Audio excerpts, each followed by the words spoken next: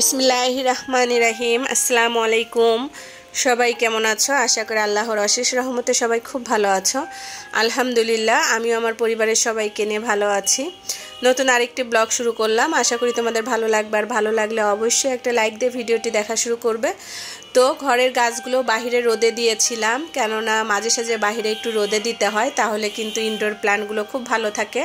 তো আমি ইনডোর প্ল্যান্টের যত্ন কিভাবে নিই সেটাই আজকে তোমাদের সাথে শেয়ার করছি। তো এই সব গাছগুলো আমি বাহিরে রেখেছিলাম কিছুটা রোদ খাওয়ানোর জন্য। তো প্রায় 2 দিন রাখার পরে আজকে আমি ঘরে ঢুকিয়ে রেখে দিলাম স্ট্যান্ডের উপরে। তো এভাবে যদি গাছের যত্ন নাও তাহলে কিন্তু ঘরের গাছগুলো সুন্দর এবং সতেজ থাকবে, গাছ একটাও মরবে না।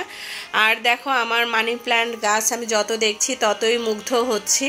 লাকি বাম্বো গাছটাও মাশাল্লাহ দিলে অনেক সুন্দর হয়েছে। আমার লাকি বাম্বো গাছ থাকে না, তো এবারে গাছটা দেখলাম মাশাল্লাহ এখনও আছে। এভাবে যত্ন নেওয়ার জন্য আমার প্রতিটা গাছই কিন্তু খুব সুন্দর এবং সতেজ হয়েছে। আর এই যে পুঁইশাকের ডাঁটা দিয়ে মাশাল্লাহ দিলে অনেক সুন্দর পুঁইশাক এসেছে। তো এই যে সকালের খাওয়া, জুম্মার দিন সবাইকে জুম্মা মুবারক জানিয়ে সকালে নাস্তা খেয়ে নিচ্ছি। তো এখানে খিচুড়ি, ডিম ভাজি আর পেঁয়াজ মরিচ ভর্তা, ঘি, আচার সব কিছুই আছে। প্রতি শুক্রবারের সকালটা আমাদের আলহামদুলিল্লাহ এভাবে সবাই মিলে একসাথে খেয়ে অনেক মজা করি।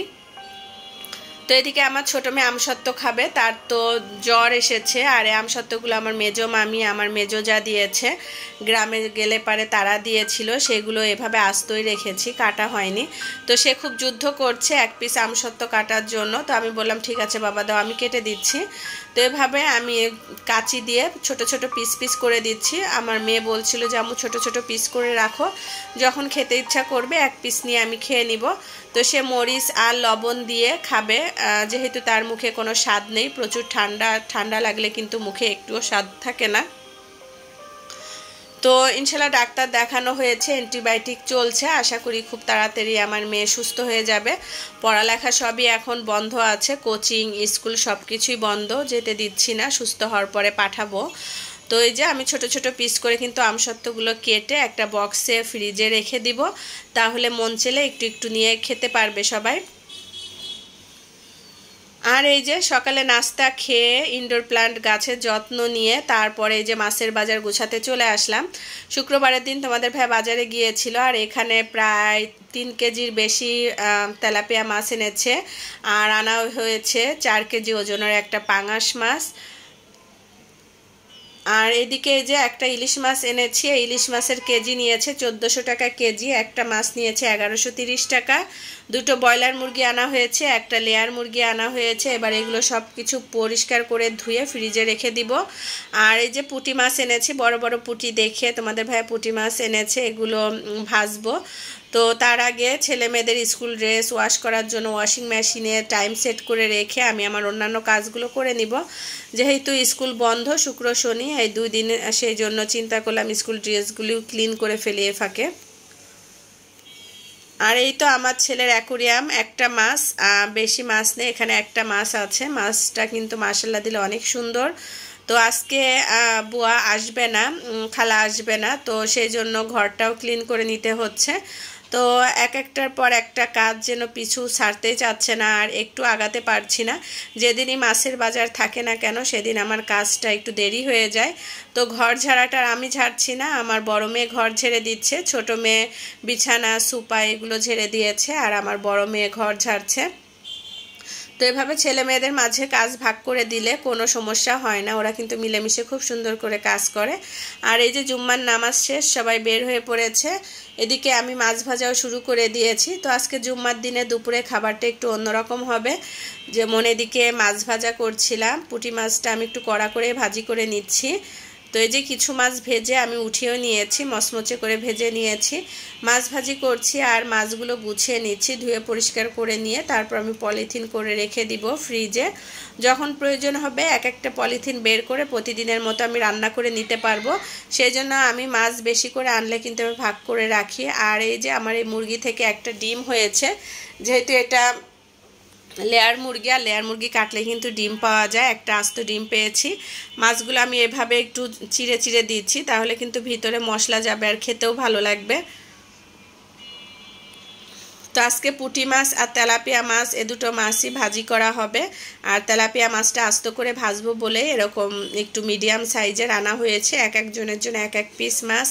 যেমন আমাদের বাসায় 5 জন সদস্য, 5 জনের জন্য 5 পিস মাছ আনা হয়েছে। তো এই যে আমি ভিতরটাতে কিন্তু একটু ভালো করে মশলাটা ঢুকিয়ে দিচ্ছি যাতে ভিতরে সাদা না থাকে, পুরোটা মশলার সাথে মিশে যায়। বাসায় ছোট বড় সবাই মাছ ভাজা খেতে পছন্দ করে, সেই জন্য সবার জন্য এক এক পিস নেওয়া হয়েছে যাতে সবাই তৃপ্তি সহকারে মাছ খেতে পারে, কারোর যাতে একটু কম না হয়। তো সেই জন্য এক একজনের জন্য এক এক পিস মাছ এনেছি। তো মাছের বাজার গুছিয়ে দুপুরে রান্না শুরু করে দিলাম। আর আমার এখানে কিছু মাছ রেখেছে আজকের জন্য রান্না করব। তো এক চুলায় আলু ভর্তা, আলু সিদ্ধ দিয়েছি, আর এক চুলায় মাছ ভেজে নিচ্ছি আমি। পুঁটি মাছ ভাজা কমপ্লিট হয়ে গিয়েছে। এবার এখানে আমি এক এক করে তেলাপিয়া মাছগুলো ভেজে নিব।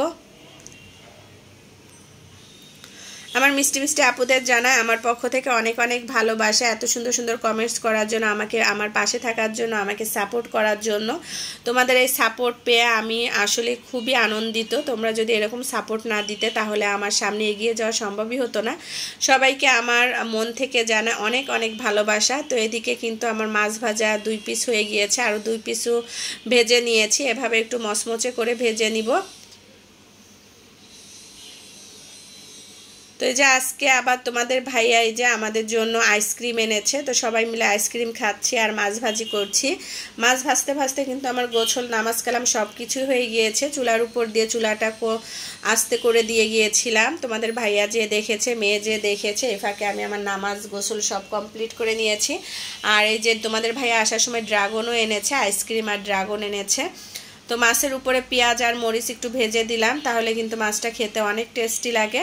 তো এই তো আলহামদুলিল্লাহ আমাদের জুম্মার দিনের অন্যরকম খাওয়া দাওয়া। এখানে সালাদ, আলু ভর্তা, তেলাপিয়া মাছ ভাজা, পুঁটি মাছ ভাজা, এগুলো দিয়ে দুপুরের খাবারটা কমপ্লিট করব।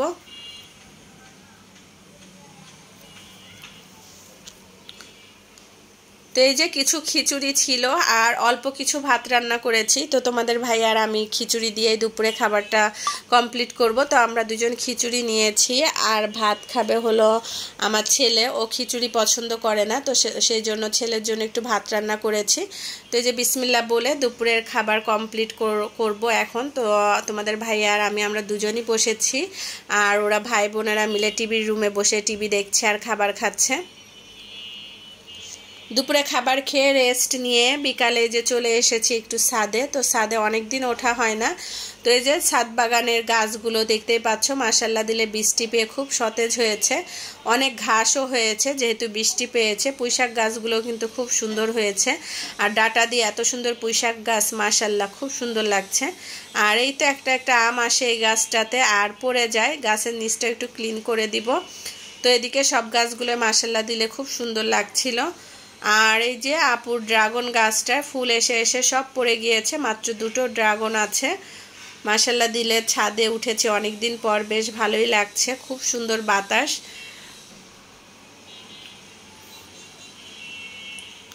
আর এই তো বিএনপির মিছিল তো চলছে, মিছিল বন্ধ হবে কবে জানি না। সবার আগে এই চাই যেই আসুক না কেন বাংলাদেশে একজন ভালো সরকার আসুক, যে বাংলাদেশকে ভালোভাবে চালাতে পারে। তো সেই দোয়াই করি। আর এই তো আমার 7 তলার আপু উঠেছে, আপুর মেয়েও উঠেছে। তো আমরা সবাই মিলে গল্প করছি আর মিছিল দেখছিলাম।